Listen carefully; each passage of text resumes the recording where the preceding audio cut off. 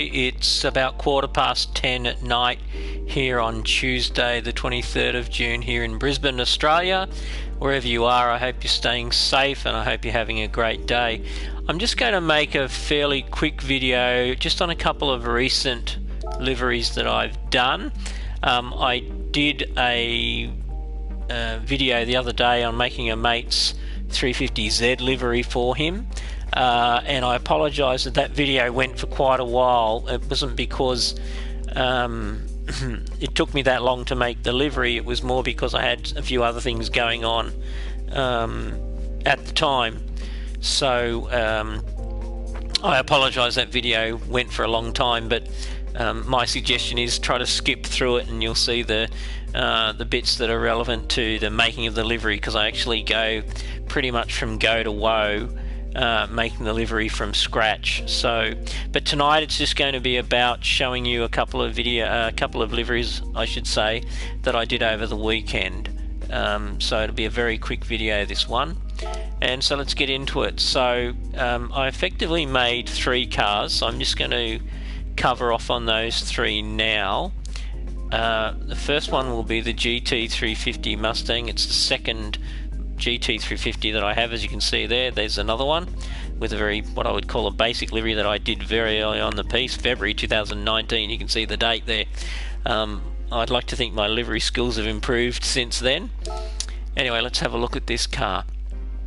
I was inspired to make this car and in this particular colour because I attended a motoring event several years ago now called the David Hack Memorial Classic. And what it is it's a young boy that had a terminal disease and passed away, but he absolutely loved cars and he loved planes. And so one of the last things that he did was he started off this 2-day event that happens in a place called Toowoomba, which is about 120 k's west of Brisbane, inland in the state of Queensland. And basically it's for all car lovers to bring along classic cars, and for aviation enthusiasts to bring significant or historical aircraft. And it's set right next to an airfield, so you have the cars parked and then you have all the planes parked. And it really is a unique event. Anyway, I was there be a good 8-9 years ago now, and there was this particular Mustang fastback like this one. Sorry, this one's a proper coupe, I should say. And it was in this amazing blue colour. In fact, it's very similar to this colour, but I genuinely think as I look at this chrome paint that the particular Mustang, which I took a video of on the day, was absolutely spectacular. And if I would have had the spare funds, I would have bought it on the spot. I just loved it. So I kind of felt inspired to do this GT350 in the same colour. But I obviously also wanted to do something a bit unique to the vehicle. So as you can see, I've done a different kind of striping style on the side of the car, with a expanding stripe going right the length of the car from the front fender right near the headlight all the way down to the tail of the car. And then I did a bit of a colour thing with the side vents, and then I finished it off with a white roof, which I think is a very traditional Mustang paint scheme, I guess. And then there's just a couple of other highlights, I guess. The front end, highlighting the headlights with my little white inserts, and then going for a bit of a different stripe combination than what you'd normally expect to see. Obviously, being a Shelby, I've given it the Shelby Cobra on the bonnet scoop. And then with the white roof I've done some alternate colour striping as well to offset it. So yeah, I really love this steel blue, I'll call it. I don't know what they call it in the game, this chrome paint, but I call it a steel blue. Yeah, I think it's a beautiful colour. As I always say, you may not agree, And of course I did something, you know, being a GT, a bit of a play on acronyms with OMGT. The white inset at the back there with the highlight on the tail I guess badge, I guess I'll call it. Just giving it a little bit of a special treatment. But otherwise that's the car. I really wish I could put bigger wheels on these cars. I kind of, as I've said before, I'm anti high profile side tyre wall or tyre wall. The thinner the tyre wall the better in my mind. Anyway, that's the limitation of the game with this particular car, that you can't go berserk on the wheel sizes or rim sizes. But that's that car. The next car I want to show you is a car that I only got on the weekend. It's the new Mazda Vision car. That's this one. I've gone with a Hot Wheels theme for it because when I looked at the car, it just, to me, it's a Vision car, and so straight away it just screamed Hot Wheels at me. So this is the end result. It's a fairly wild paint scheme, I guess. Obviously the fluoro orange is very hard to not be noticed. And the combination with the, I guess I call it the mud grey, and the white, to me it's a very striking combination. Again, not everybody would agree with me. I've done a bit of a headlight highlight there by extending the black line underneath the headlights to the edge of the wheel arches.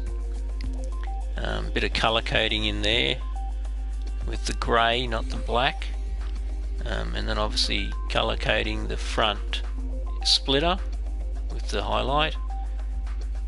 And what I've just tried to do is continue the patterns across to the roof as much as I could to make it all kind of gel.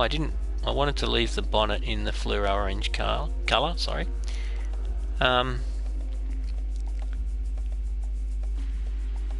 Yeah, again, being the version that is a Group 3 car, you're obviously limited to the rim diameter size. In the back again, just some highlights of the splitter. A very serious splitter, must be giving a heap of downforce. And some highlights on the Mazda logo as well. But yeah, I don't know, it hasn't been in a show yet, so I can't say whether it'll be liked or not. I hope it will be, but I guess, you know, everybody will have different tastes and different opinions of it, but we'll just see how it goes. I don't have anything else really to tell you about this car. I've only driven it on a track once. I didn't realise it was rotary engine, but it is, and that's great. Well done, Mazda. As a former owner of a RX-7 Series 6 twin turbo with the 13B rotary engine, I'm obviously a fan as soon as I hear that engine going.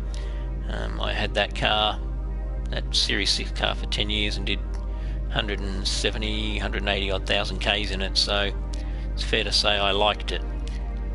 Anyway, that's the Hot Wheels mobile. And then the next car I want to show you is a bit of a novelty car.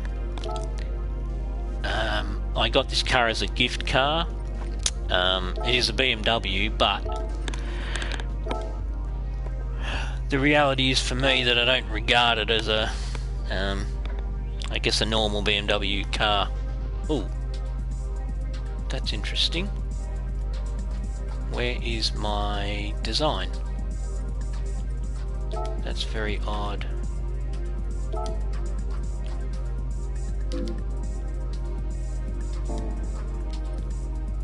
That was very weird. How the design did not load. You can see there that it's chrome. Oh, did I pick the wrong option, did I?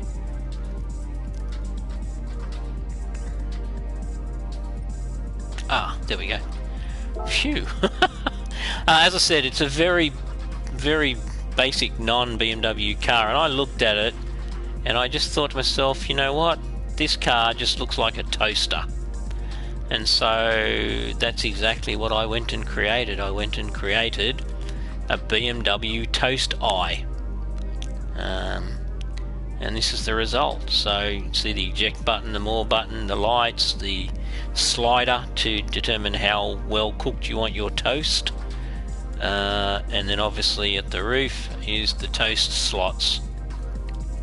So I don't know, if you look at, to me, if I look at the car, particularly from this angle, it looks like a toaster. So that's what I've tried to do. There's your actual down button there. You slide it down to start the toast cooking. I don't know what else to show you. The power cord out the back, I guess. Again, yeah,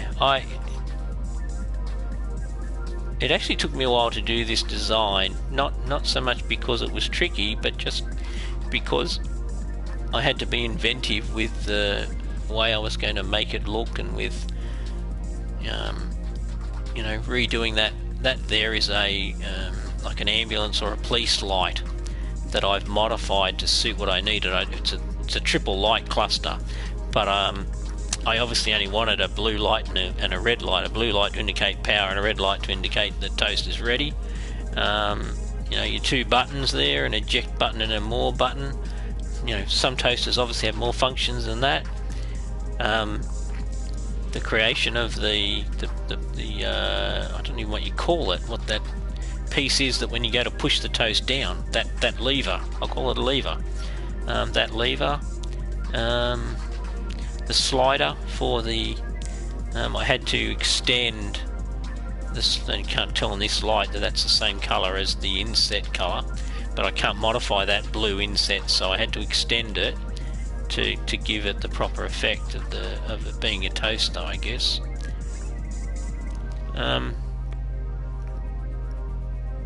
Yeah, and that is the toaster. Again, welcome anybody to comment and say whether they think it's silly, ridiculous, looks like a toaster, doesn't look like a toaster. I'm more than open to the feedback. Okay, I'm trying to think of what other cars I did do on the weekend. I think I've already showed the Dino. I'll just bring it out again, and then I'll show you two other cars that I've done recently, which I don't think I've included in any videos. So this is a Dino Ferrari, or a 246 GT Ferrari. Beautiful car, very, very, you know, it really was the start of the modern style of Ferrari mid-engine car design.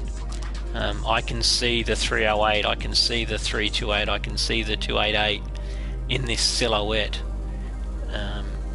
and I just think it's a great car. It's a beautiful car to look at. And so yeah, I just, you know, I wanted to do something unique with the car again. It's a similar colour scheme to the Mazda, I guess. It's that orange, white and black combination. To me, it's very effective. Obviously different style, but same colour scheme. And I've just tried to use the white to highlight, I guess, effectively. Dynamite, I called it. Pretty obvious. Dynamite, dynamite. Yeah, the scalloped headlight feature again. Just, you know, trying to dress the car up a little bit. So that's that car. Going quite good. It's only 14 minutes into the video. The next car is a shared livery. This livery I've actually shared, and I've done two versions of it. The shared one is this one here with the blue wheels. So I'll show you that one. And the proof that it's a shared livery is written on the back of it, but let me just... I've gone with the Nismo theme. Those of you who've seen previous broadcasts or know me know that I've done another R32 GTR, and I adorned it with the first number plate of Nismo, And so when I did this R34 just the other day, I thought, okay, well, I'll actually make this a Nismonaut livery as such. And so this is Nismonaut 2 officially. And again, I've just custom made the Nismonaut decal. I haven't saved it as a decal, so you can't go and download it and use it, but I have no doubt people can very easily recreate it. It wasn't that hard to do. And again, I've tried to preserve Nissan's, or one of Nissan's racing colour schemes, which is that blue, red and white. Minimal advertising outside of the Nissan brand or associated motorsport liveries.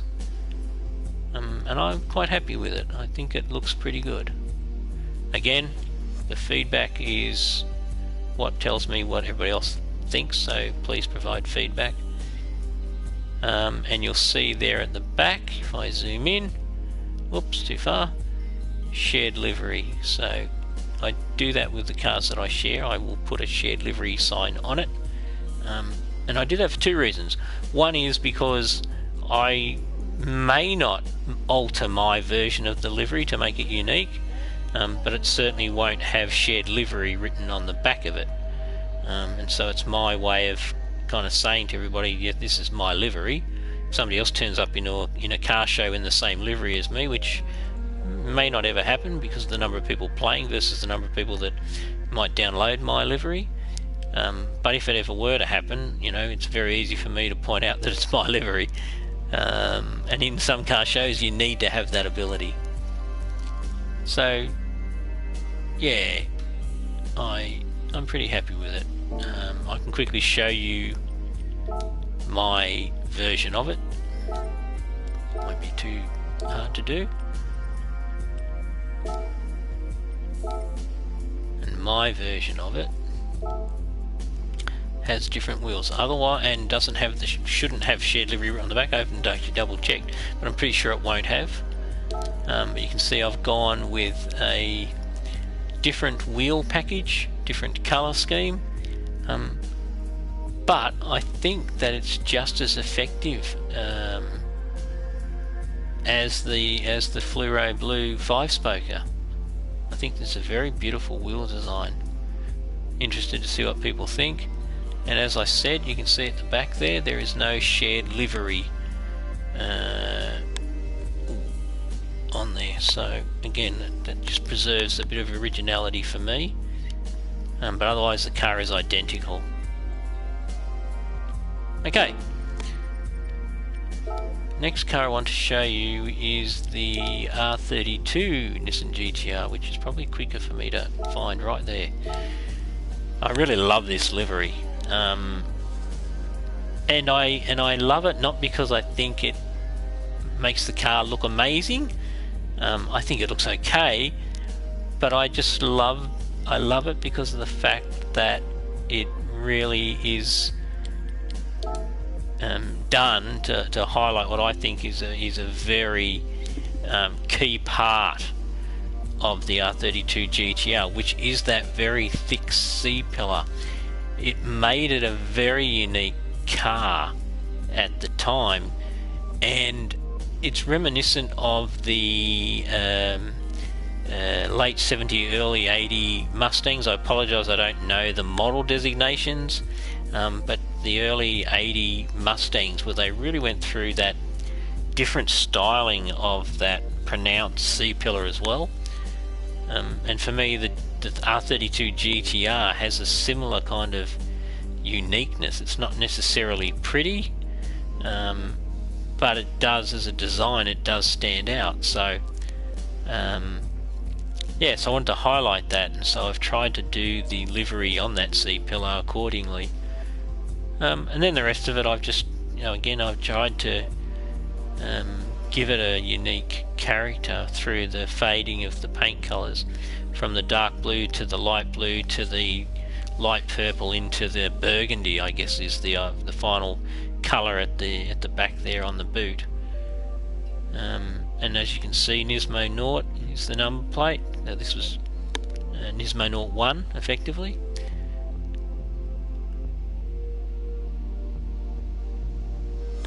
good fun car to drive too, I can confirm that.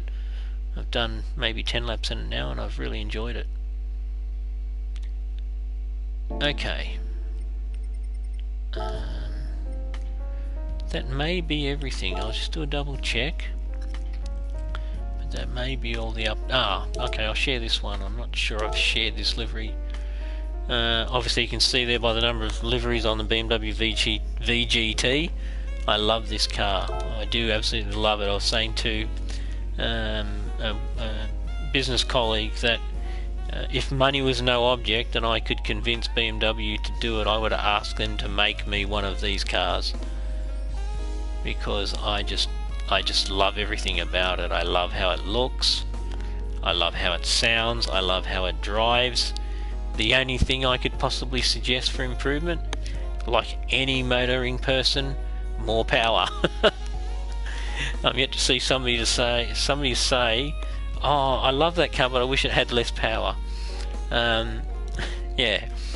Anyway, again, it's a fairly simple logo to look at in terms of not much work has gone into it, but I can assure you, getting this colour fade right, getting those lines right, working the lines around this scoop, not easy. And of course the front as well, not easy having that effect.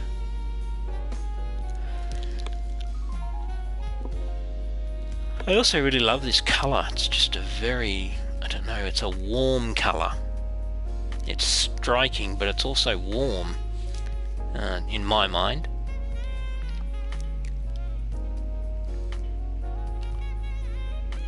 Okay, I'm pretty confident that's everything that I want to show, but I will just make one quick final swoop of the immediate cars, because generally speaking, if it's something that's fairly new, it should be up here, and I'm genuinely struggling to think of any other car I created in the last few days. Oh, the Honda NSX may not have been previewed yet. This is an NSX JPS. I won't call it a replica because I don't feel that I do replicas. And I don't know if there is a JPS Honda NSX out there that I could do a replica of. But yeah, I've just tried for a different look for an older car, I guess, and this NSX has been around for a while now.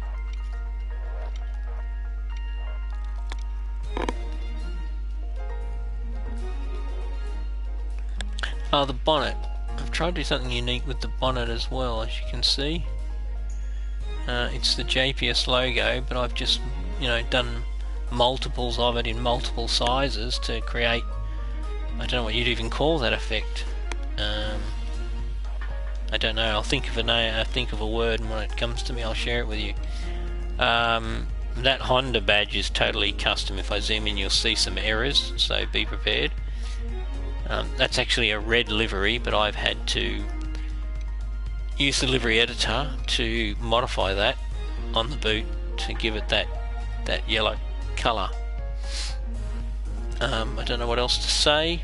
I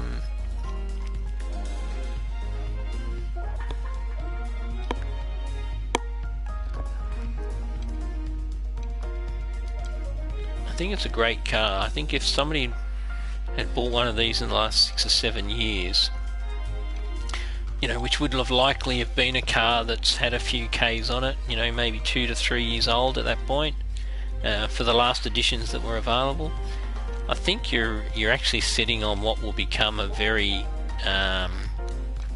respected and sought after car, because it is significant for a number of reasons. It's truly Japan's first real road legal mid-mounted supercar.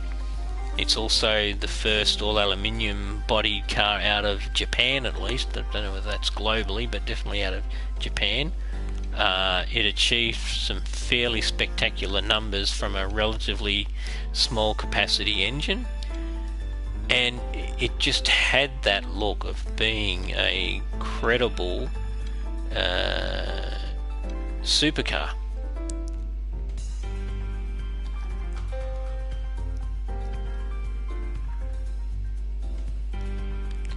so that's the NSX. Let's just continue the sweep in case there is something else in there that I've missed.